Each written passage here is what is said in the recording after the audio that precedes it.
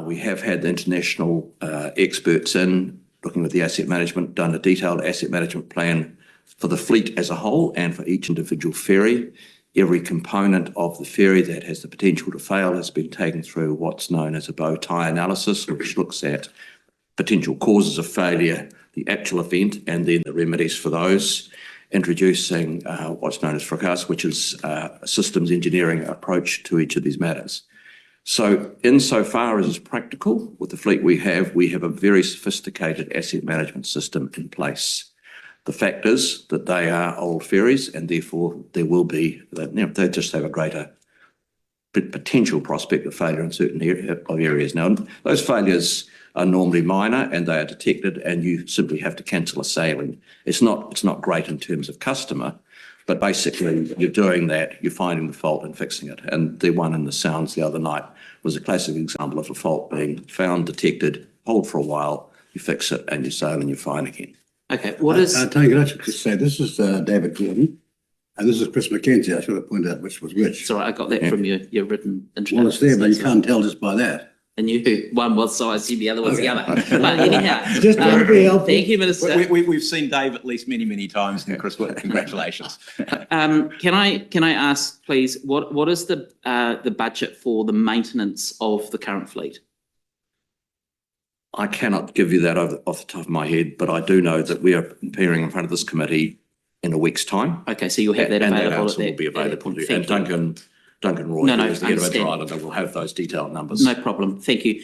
Minister, we've just heard the reality is that there will be a reduction in sailings. There will be, from time to time, with a reduced number of vessels in the fleet, things that do happen, unfortunately. What is your expectation in terms of contingency to provide little to no disruption to the public around being able to use a resilient Cook Strait ferry service?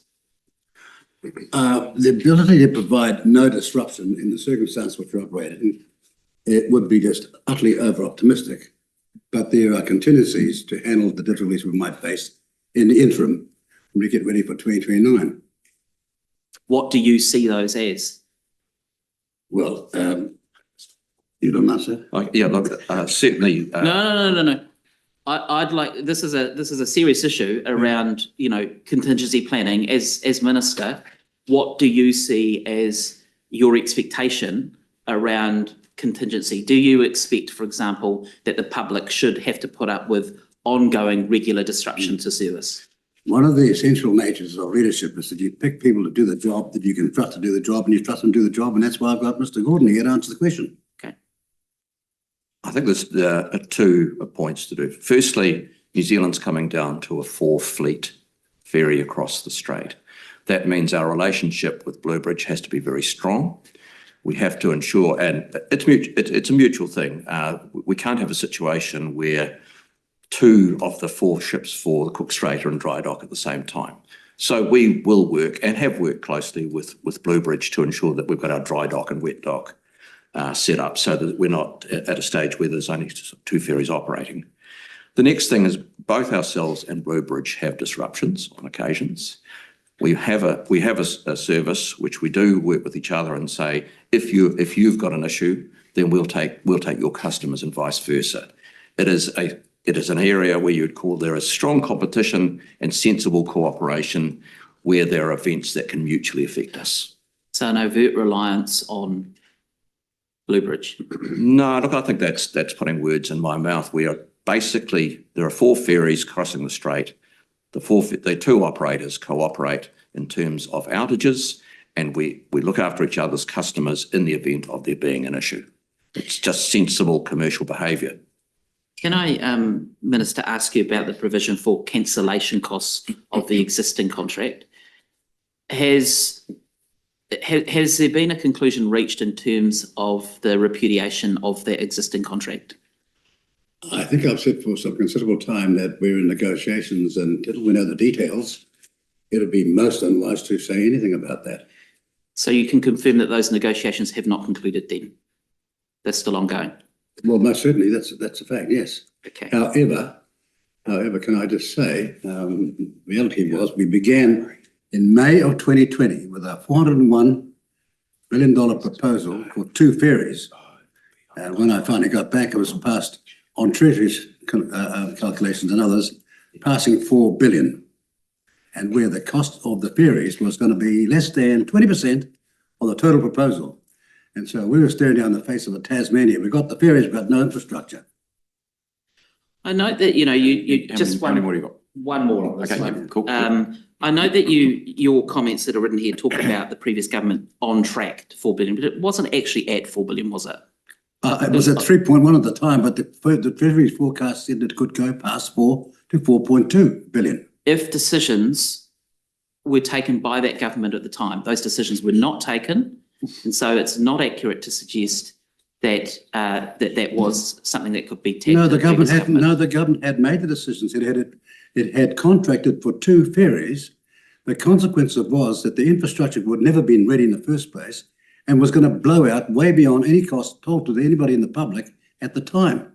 That's why the ferries were going to be, on the worst calculation, less than 20% of the total cost. We went out in May of 2020, when I was there as a minister, to buy 2 ferries and come back to find we've bought a whole infrastructure cost with no accountability as to how we're going to get there and who's going to pay for it.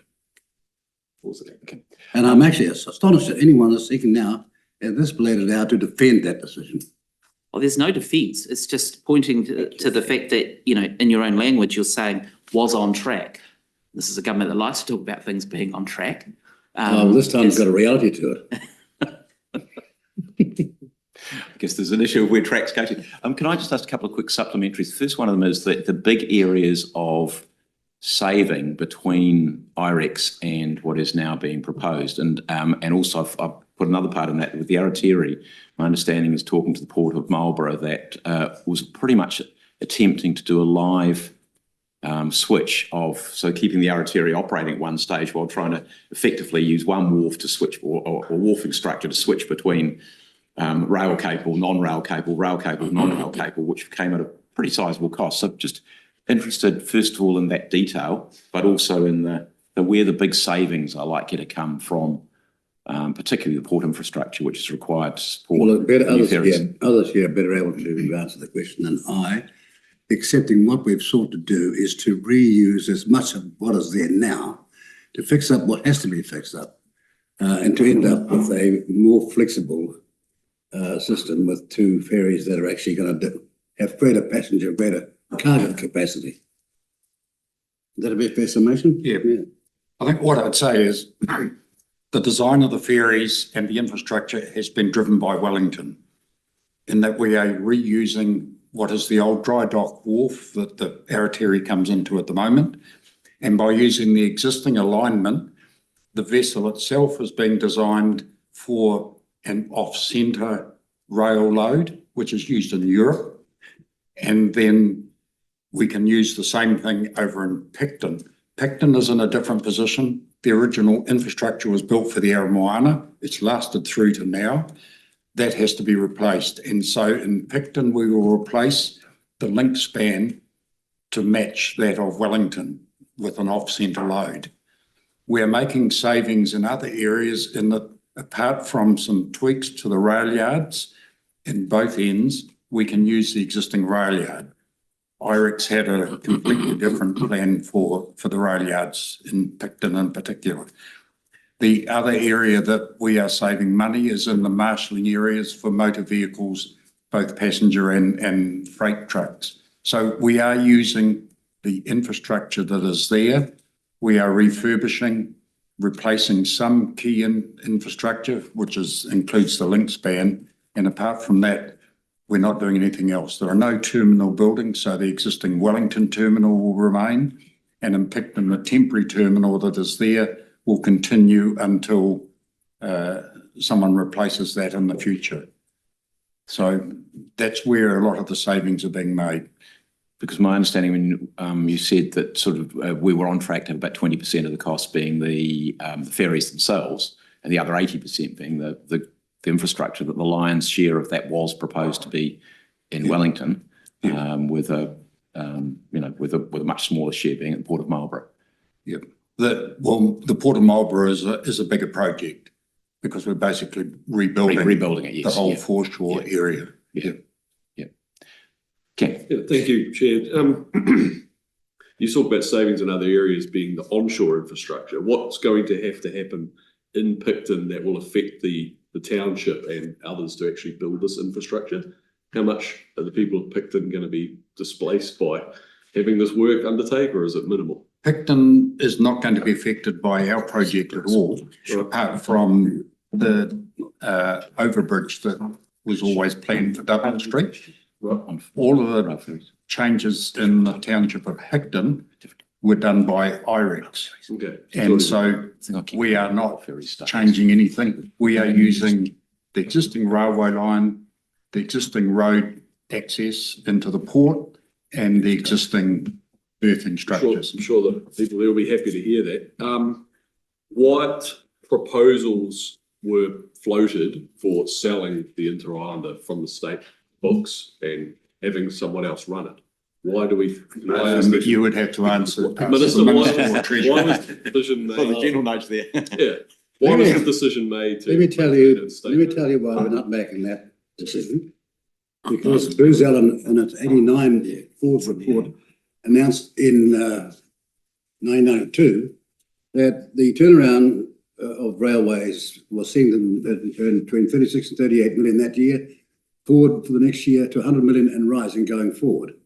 In October of that year, Pay Richbite got themselves made the financial advisor, and in April of the next year, 1993, they jumped across the other side of the table without tender and said, hello, we're the buyer with Wisconsin Central Railroad. And their shares blew out to 188 million in the 3 weeks when the public worldwide found out what had gone on. Then it went bust. Then we had to buy it back. So we're not going down that pathway again. We're going to build an asset that New Zealand people can be proud of and make it a seriously competitive business. So when you say competitive, how are we going to measure the competitiveness against Bluebridge? Is Bluebridge going to be relying on any of this infrastructure that the state will be providing, or is it going to be two standalone businesses that operate in a single market together to make sure dry dock infrastructure is being utilised properly? Well, one of the main users of Bluebridge is Mainfreight, and he says this plan of ours is a no-brainer. He agrees totally that we need competition, but I'm talking about the big issue of railways across the board and the Inter-Islander. It's a serious business we're going to build, and we're going to be highly competitive, and that's the message from the bottom up. The bottom up. Yeah, we're going to the unions to say, we're going to save your jobs, we're going to save your futures, we're going to make sure you get the training you've got, but you've got to help us get there. We're in a business. And so certain things that you thought were the past entitlements put against, for example, Bluebridge's entitlement for their staff are going to be matched up, not in the way that you might think, but we want a fair go here because we're trying to save a critical industry in this country.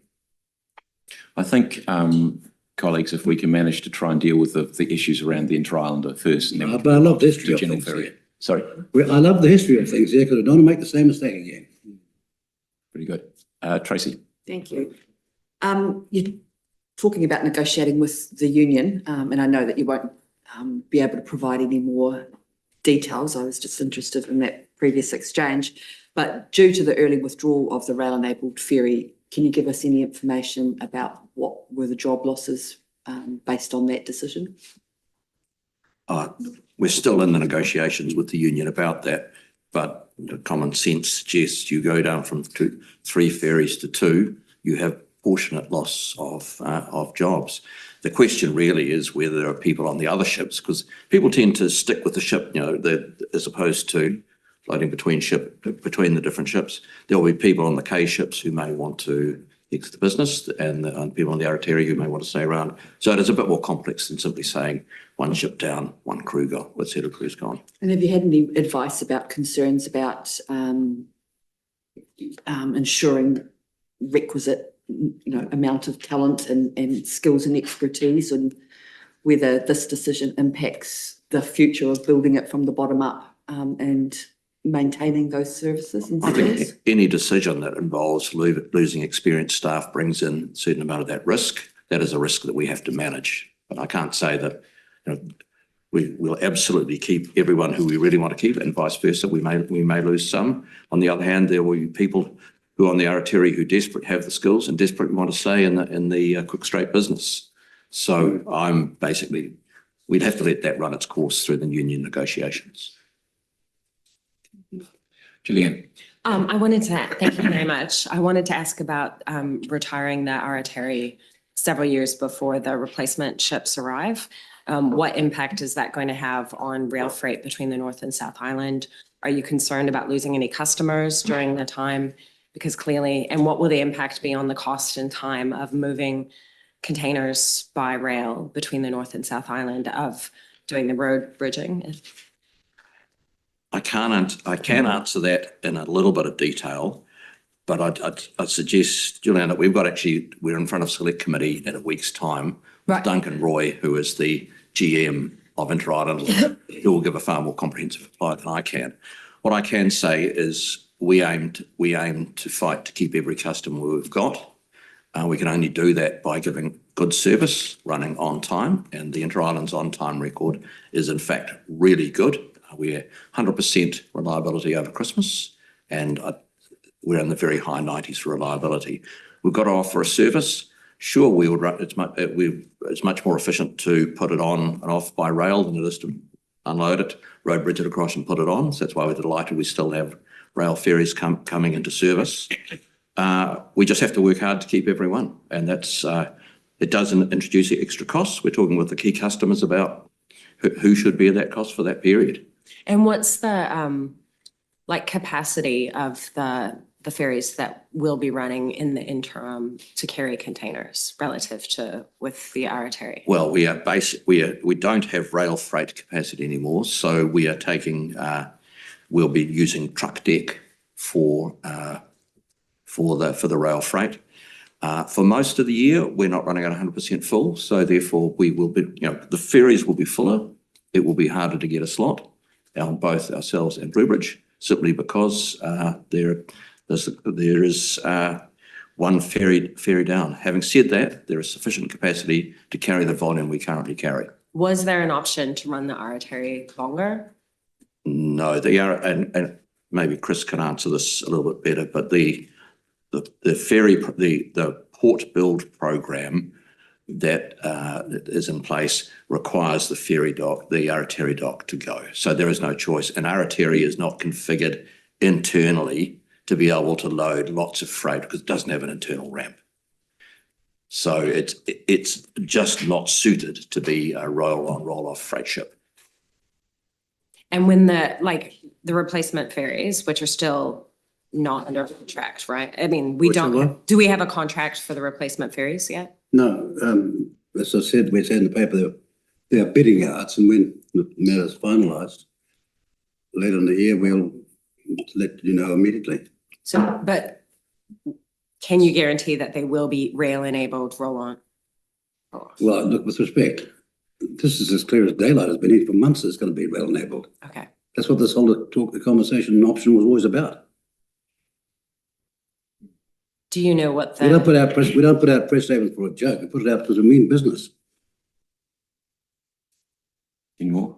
Can I just ask one question on that? Because when I met with the Port of Marlborough last time I met with them, they said that to keep the Aratari operating, it was that basically it was a live wharf. If you'd have one wharf, every single sailing, they'd have had to rearrange the ingress egress to the vessel, and they put that cost at, I won't say it's the cost of a new ship, but over the time, it would half the cost of an entire new ship to do that. Is that your understanding? It's probably. The issue with the Aratari is quite simple. Picton intend to lift their link span as early as October because they have, as I said earlier, they have to do their whole foreshore rebirth. So we'd have a ship sitting in Wellington, but it couldn't go anywhere. And so the Aratari is coming out of service. It lines up with the need for the Aratari to go off for a dry dock. That wouldn't be in any way sensible because it would come back and one end wouldn't be operating. So in Picton, the Aratari dock and the Aratari going means that we can demolish the long arm that the Aratari lines up against at the moment, because that's where the new dock comes in, and you can't do that while you've got an active ship. Picton's got the issue of it's got the Blue Bridge just on the other side of that, and it's got the K boats on the other side. So the only way that we can progress and prevent a Tasmanian type issue is to take the Aratiri out of service so that they've got a clean workspace. We might be able to sell it to Tasmania because they've got two ferries. They've got two ferries and no infrastructure. Does this sound familiar? Has this got a ring about it? Right. But I mean, Just the last point I'd make on that is Like the original. the other reason the Aratiri can't stay is that the Aratiri, unlike the two K boats and the Blue Bridge boats, don't have internal ramps. And so any access onto the rail deck can't get anywhere else. And there's no way you'd put stuff on the top. One of the advantages of the vessels that we're designing is that if there's no railway, it can still be used as a row-pax boat. A row-pax boat can't be used as a rail boat. So in fact, we're getting flexibility in the vessel that we're looking at. Julianne. oh, well, I suppose that the timing would have been really good if we'd got the original ships in and online by 2026. There wouldn't be this disruption to rail enablement of 4 or Well, hang 5 on. years if the How are we project going had to build carried the on. infrastructure in time? This is exactly what happened in Tasmania. Well, I think You if got the boats, but RX you haven't hadn't got been the- cancelled, we would have had the infrastructure and we would have had the boats. RS, can you show me the Ford program that underwrites that? That you had prepared at the time when you made that decision? Well, I wasn't the Well, that's, decision no, maker, no, no, but no, well, these are what are the alternatives are. Can you show me the Ford construction program that would have delivered that on that? And with inside the cost that you said at the time you made the forecast. I was never the Minister of Finance. I wish I had been. Maybe I could have made some better decisions, like yourself would have. But I think it is the case that we're going to see some disruption to Kiwi Rail's business in terms of moving freight between North Island and South Island because we have at least a 4-year or 5-year gap of not having a rail-enabled ferry. And it'd just be interesting to know if you can quantify the cost or the impact on that, or whether it's just something we have to wait and see what the impact is. I think some will be a wait and see, but as I said, I think it's a question better directed at the GM of Inter-Islander in a week's time. Tony, you had a question on Yes. the intro. We'll try and deal with all the Inter-Islander questions in one hit, and then we'll move to other parts of the rail business. Thank you, Mr. Chair. Look, Minister, I appreciate that you've had to come in and basically clean up the mess that Nicola Willis has left around ferries here. No. And you yourself, So, talked excuse me, about. I'm not gonna settle for that sort of preliminary to your question. with Well, respect. let me put it- This is a select committee and I'm entitled to have my response to what you say. Let me put it this way. But maybe phrase it slightly differently. You have indicated that you have used your skillful diplomatic skills on a visit to Hyundai, which may have gone smoother if the Minister of Finance, Nicola Willis, had not perhaps led to relationships being established or communicated by way of text messages and those sorts of things. Given that you have indicated that delivery will be 2029 at the earliest, what gives confidence that everything is going to be on track for a 2029 delivery? The international circumstances of business competition is seriously heightened now. There's greater reasons for companies to make a commitment and deliver on it than there ever was. It's not easy to do business, it's harder. And so one of the reasons why I do think our conversations with Hyundai went well is not only have we paid them the proper respect, but they are interested in the business. And I think that respect bit is very, very important. In your opening remarks, there is reference around the commercial matters and not touching on the details of that. However, the intention is that a contract will be signed later this year.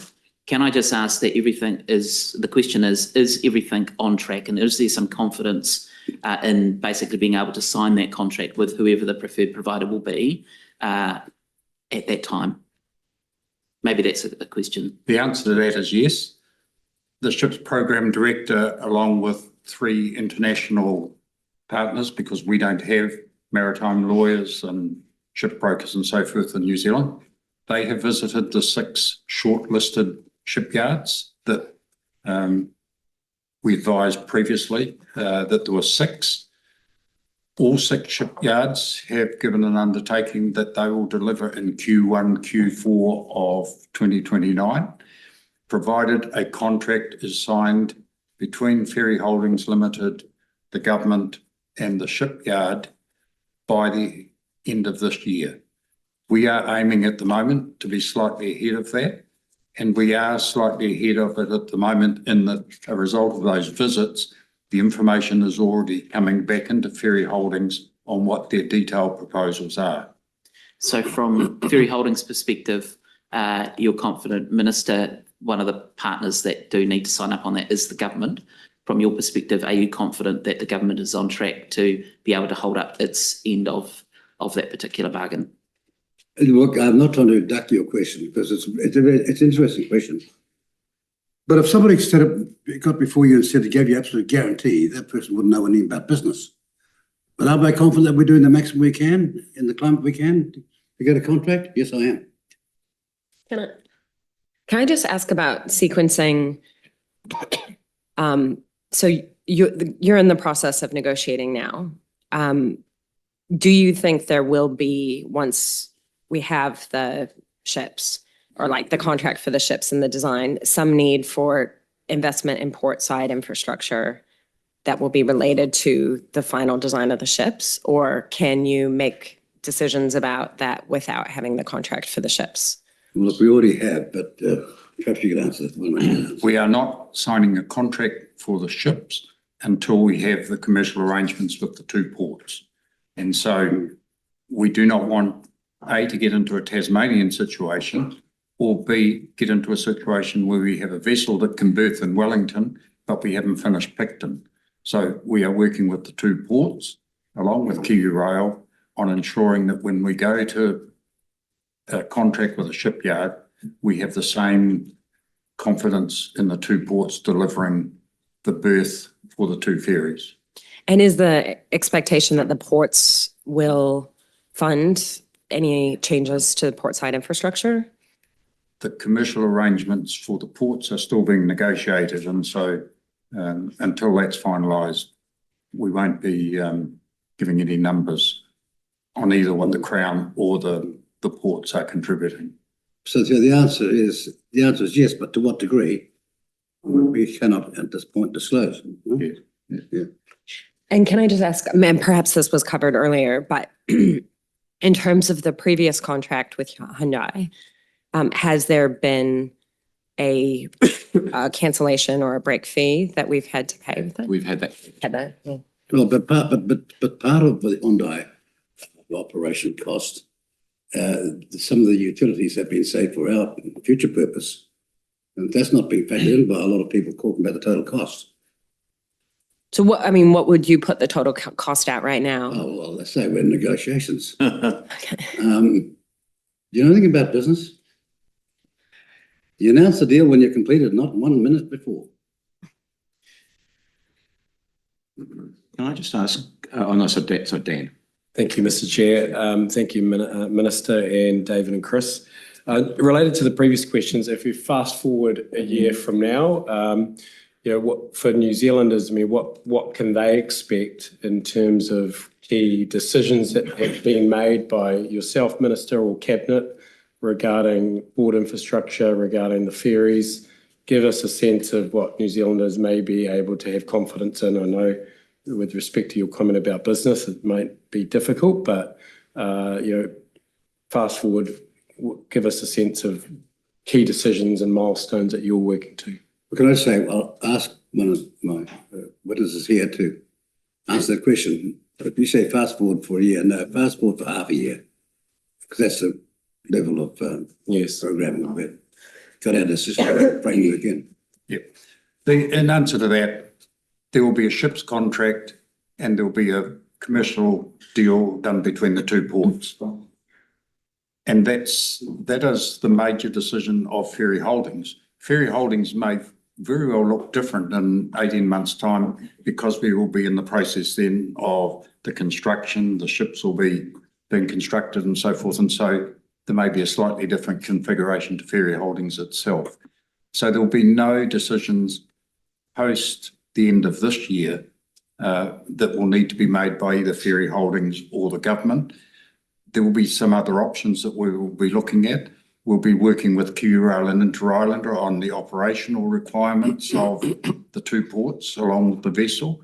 Inter-Islander will be closely involved in the layout and so forth within the ships. But apart from that, once those contracts are signed, then it's all hands to the pump to actually get the things done. Great. And the other point to make is it's up to the two ports to deliver, but very closely working with Ferry Holdings. So, Yes. as I say, there's no major decisions, but it will be all hands to the pump, which includes the two ports and the shipyards. Fantastic. Thank you. And I was going to ask that just one question there on the ports. So what I'm hearing is that you pretty much got the ports, you've worked out with the ports what it is that they need to look like. In other words, what the physical arrangements are, and then it's about the commercial arrangements behind that. Is that where we're at? Yeah. Yeah. Just on the ports, Wellington will look very much as it is at the moment. There'll be slight change to the rail because the new vessels under Solus, their freeboard has to be higher, and so the link span has to be adjusted. Trains don't like steep hills, and so there will be a slight change to the rail alignment as it comes onto the vessel. In Picton, it will be a new infrastructure, but it will be roughly where the current infrastructure is. And it will still be dual loading rail and trucks below and cars and trucks above at both ends. Okay. Are there any other questions on Inter-Islander? Okay, I'm going to do one question, which is sort of transfers us from Inter-Islander quite neatly, I think, into the rail network. And that is, first of all, the value to the Inter-Island line and indeed to any other lines, but particularly to the Inter-Island line, of having a dry dock, because you mentioned dry and wet docking, in New Zealand. Obviously, I'm talking about Northport.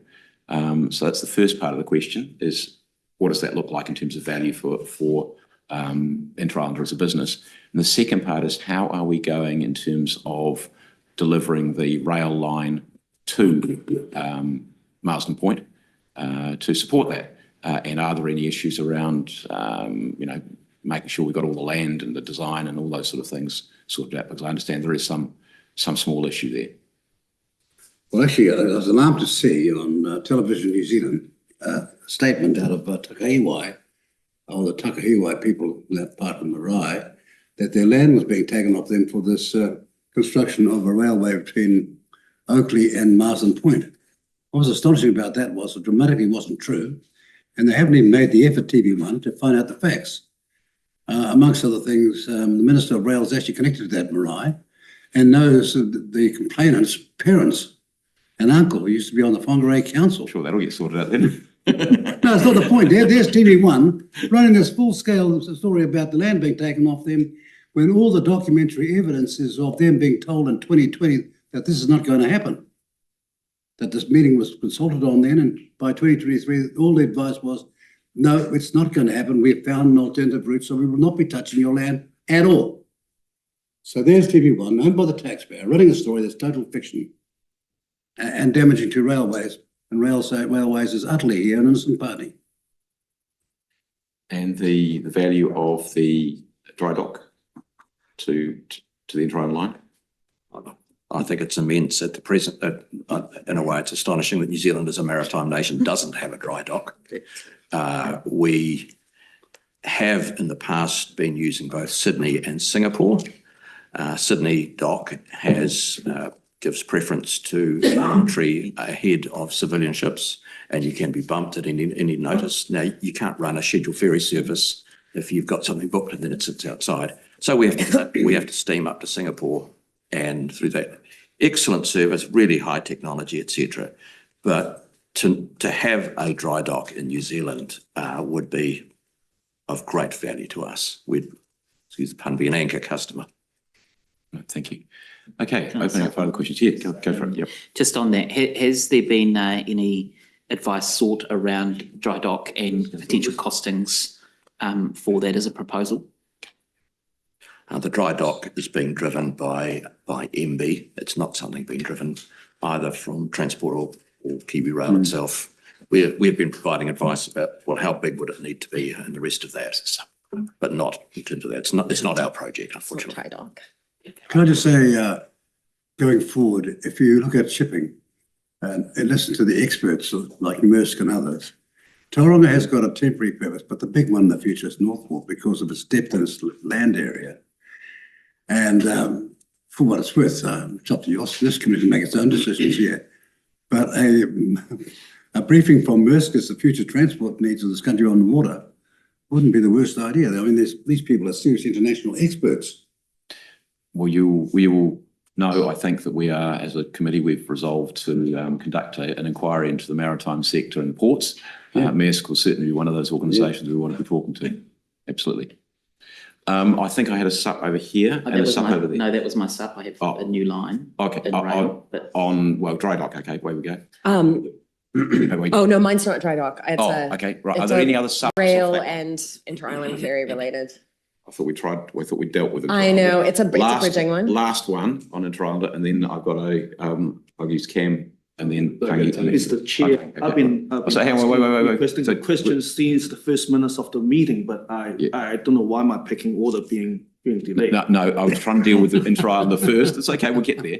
We'll finish that Inter-Islander and then we'll come over back here. I just wanted to know if Kiwi Rail is going to have any issues with maintaining and doing various work on the network, not having a rail-enabled ferry for the next few years. Do you have like equipment and whatnot that needed to move on a rail-enabled ferry during that time? We do have some equipment that has to get across there. Most of it we are moving at the present moment, so it'll be gone before I'll go over here. there. We'll be moving our new tampers down there. The key things that we'll have to move basically on deck are our track measurement cars. For the rest, with the investment of the depots, we've got enough that we can run basically a 2-island railway for the period. Okay. Yep. Right. Carlos, I'll give you a question now. Oh, thank you, Mr. Chair. So my question to the minister is, why does rail maintenance in New Zealand, especially in Auckland, often require such an extended period of service disruption? Where else in other countries, similar maintenance appear to be carried out more efficiently with minimum impact on service? Are there any specific challenge in New Zealand that makes shorter maintenance window more difficult to achieve? Well, right across the board, that's been a chronic condition of New Zealand for too many years, and our job is to turn that around. So from your point of view. I'm talking about the roads. Where else did you go? And the road tracks, everything here is on a delayed basis or taking downtime. Where else do you see cones everywhere? You go around the rest of the world, everywhere. No one's got cones. Only one country called New Zealand has got a plethora of them everywhere. Then when it comes to getting work done, it's sort of sometime never. When some of it should be 24-hour crisis emergency stuff. I can go to the Christchurch rebuild. It's working 8 hours a day compared to the urgency that was required. We have got to turn this country's psychology around. Yeah, so if you say like that, like from your point of view, what is the accepted period of time of service being disrupted in order to do a maintenance job in just, free station or free section of the road being, the rail being repaired? Or put it that way, do you think 3 months to 6 months? Restoration of the previous status quo at the greatest speed possible. Because like my question for a lot of Aucklander will be like, the rail service is being stopped for 3 to 6 months. Do you think that's acceptable? Well, to be honest with you, we're trying to do a rejuvenation of a lot of industries in this country, and rail is one of them because we believed in its essentiality. We're committed to it as ever it was. We've got the same inspiration that Vogel had in the 1870s when he set out to build more in 10 years than the next 130 years with horse and cart. Yeah, we've got our sights set on a far better performing rail industry in this country. So I got a second question on that was much easier question.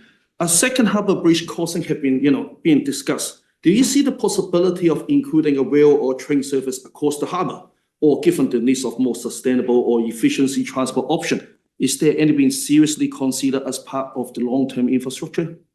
Well, I think it's an interesting question, but when the prospect between the two old parties was 3 tunnels, 2 under the harbour and 1 on the North Harbour, that not costed, of course, and the other one with no sort of plan at all. I'm just not being critical here, but no real plan. To us, for 4 plan a railways when there's no plan is slightly difficult.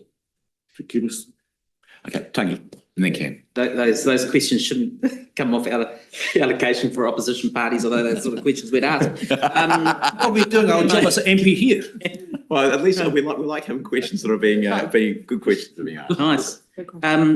Minister, there is an investment in rail in budget 2025 that looks at metro investment for rail for Auckland and for Wellington. But there's nothing for what is, the golden triangle as they call it, yet that is in the government's GPS on land transport. So what can we expect to see in terms of investment in the golden triangle, given that that's not, as I understand it, connected to the rail metro budget provisions that were announced? KiwiRail is funded for the rest of the network through what is known as the Rail Network Improvement Project. ANIP, yeah. ANIP, that comes via NZTA through the National Land Transport Fund. However, let's call it the funding of that fund is through the Crown, and that fund has been voted and a decision's shortly to come from Minister Bishop on the exact value of that. At this stage, we will be able to show once that it's made the split of investment. Money will always be going into the Golden Triangle. It is an important part of our, it is the most revenue earning part of our network at the present moment. But I will make the point that that's been the case for about 15 years. So things like bridges, which are really expensive, and we've rebuilt elements of the Kaimai Tunnel, we've already done the bridges, etc. So the big lumps of capital expenditure required for the rail maintenance in that area have actually been done. So relative to its earning, it is actually having a little less invested because it simply doesn't need as much. But we are funded for the rest of the network, confident that funding is sufficient to deliver what we wish to do. So the GPS was basically signed off by the government last year. So you then saying that if the GPS does include the Golden Triangle as an area for improvement and targeted investment in rail, we would expect to see those decisions flow through the ANIP process rather than the budget that was announced. Yes, it is in the ANIP, in the prioritisation of ANIP dollars. And we look forward to and where it is being spent by geographic area, by risk, and also in certain areas by the quality of the asset. Okay. And the point I'm making about the Golden Triangle is that relative to the rest of the network, its asset quality is high. Thank you. Minister, obviously the Hillside opening that you attended in open and previous governments have been part of specific funding for that upgrade there. What plans do you have in the sense of inter-regional rail connectivity, particularly in the South Island in terms of investment? Well, I'm glad you mentioned Hillside and previous goals, but you didn't tell us the framework and the shape and the character of that previous government who made the commitment to fix it up in the first place. So I see governments plural. Success has many fathers, failures an orphan, and I can't believe how many fathers railways is getting now. But anyway, my colleagues can answer that second part of your question. I'm not sure whether you're referring to freight interconnectivity or passenger. A bit of both, actually. I mean, what we're looking for, I think, as a country is an upgrade to investment in rail. So are there plans around inter-regional connectivity, not just for freight, but passenger service? Let's talk about the freight first. So the South Island's got three quite distinct markets. The first is across the Alps, which is basically coal, coking coal, not thermal coal, and also dairy, and that's quite a distinct and discrete market through there. So the future of that coal export is very much dependent on the mining licenses that are associated with that and the duration of those licenses, because at some point we'll have to reinvest in the coal fleet itself, and that takes a long time to amortise. So there's a three-way going there between ourselves, Bathurst and Port of Lyttelton to sustain that. The second market in the South Island is the Auckland Christchurch market, that basically domestic, which flows a little bit down through to Dunedin. That stands alone. And then the third is the export market, which is predominantly dairy, but also meat. And you've got the situation that's set up at Mosgiel and other places. So, no, the South Island's is in a good state. You know, dairy's it's going gangbusters. It's coming on rail. So the South Island's pretty good for there. With respect to passenger, let's look at it through two lenses. The first is the tourism lens, and both those services are going extremely well. While passenger volumes are slightly down, the yield from passengers is way up. We have introduced a premier product on those trains, effectively equivalent of travelling first class on an airline. That is going extremely well, and people will pay the premium to do that.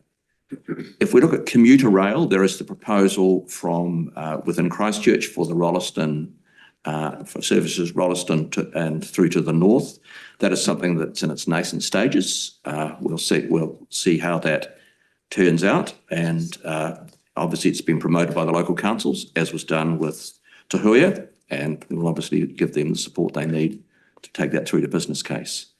We've also had the Southerner running on occasions. Now that actually went really well, but you never know whether a one-off is going to translate to something that's the same as day in, day out, and the team will be looking at options for that. Maybe we do turn about with the Coastal Pacific, etc., and that's something which we're exploring. It got a very good pickup, but as I say, whether that translates into a sustainable thing as opposed to an event, hard to know. That's fine. Just one sup on that for the Minister.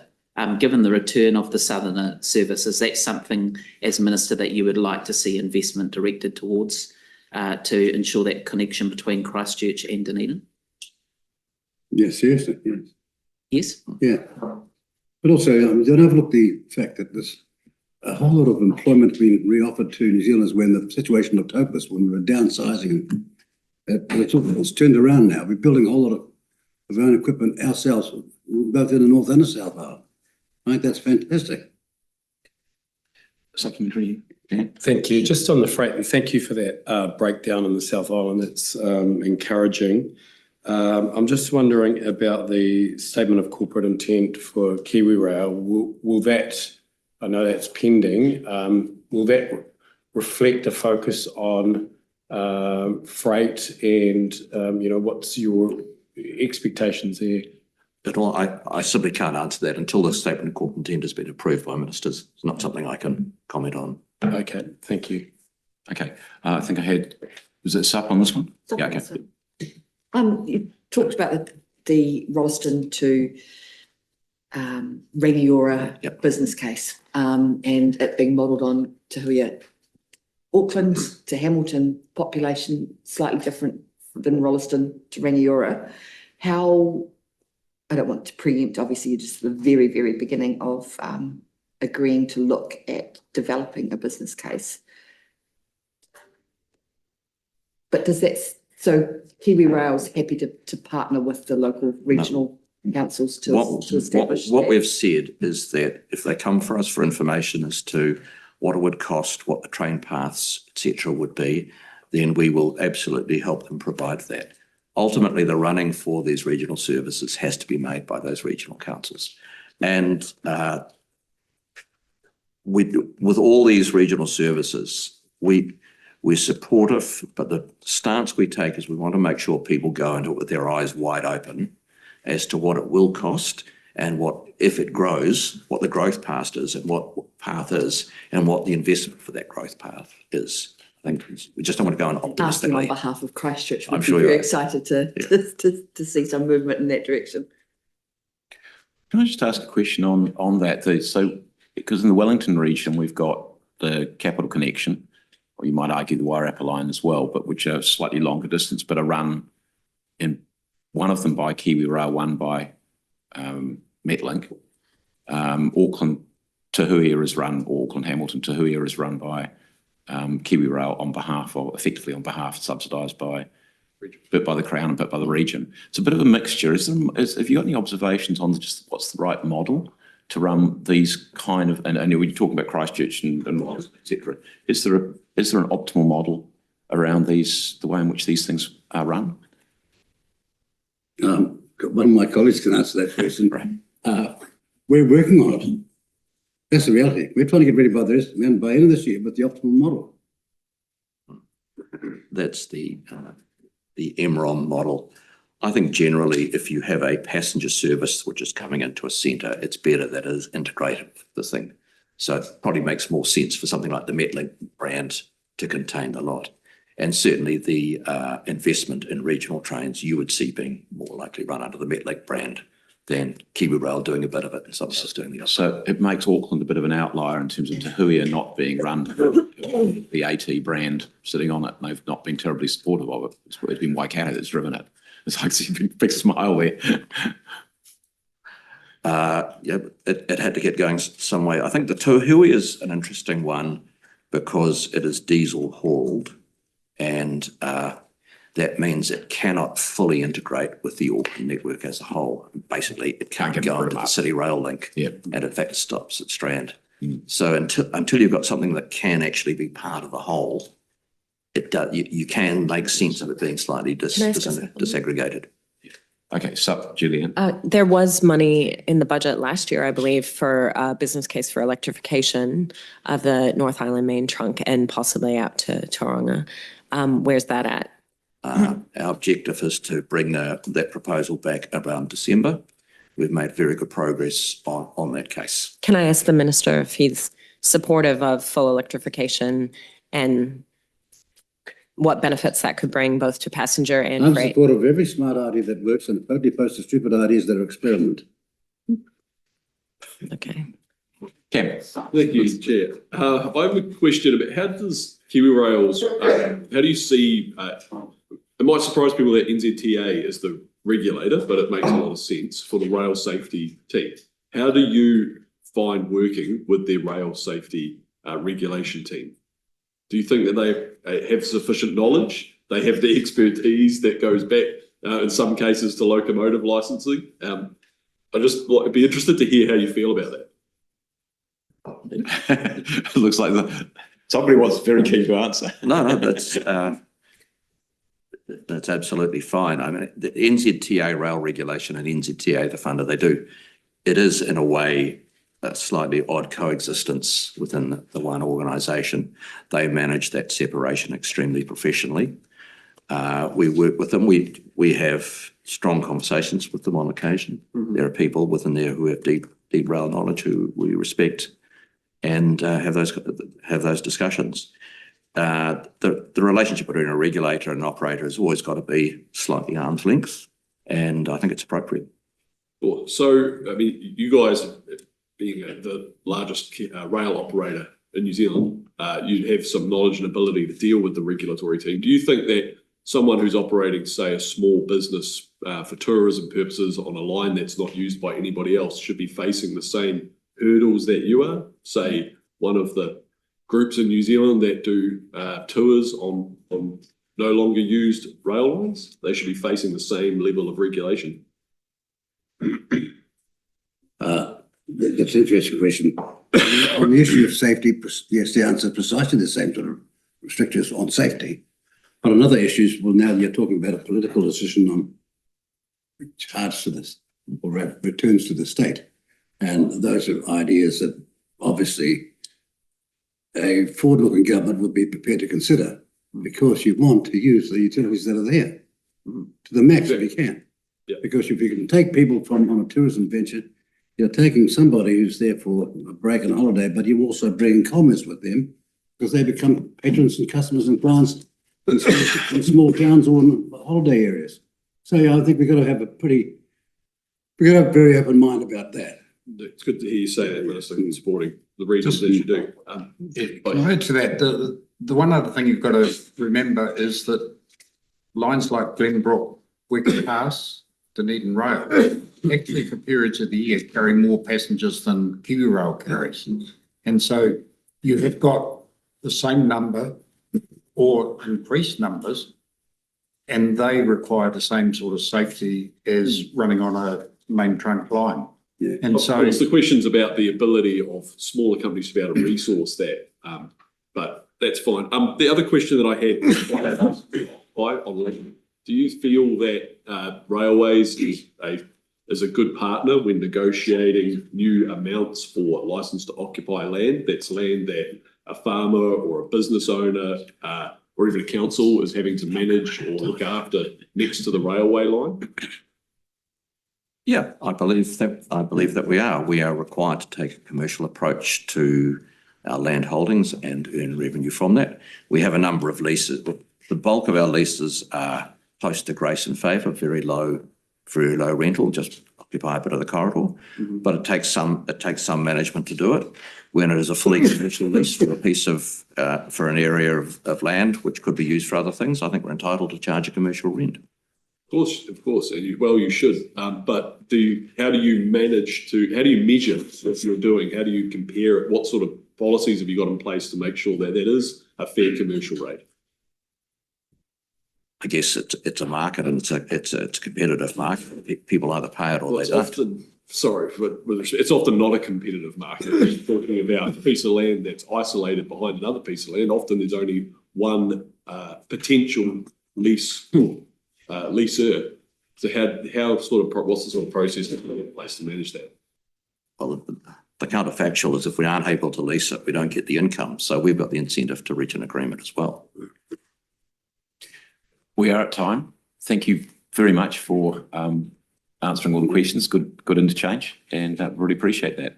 Thank you. Thank you. It might be worth considering, when we get things sorted out, for the committee sometime in the next 12 months to go down to the Sounds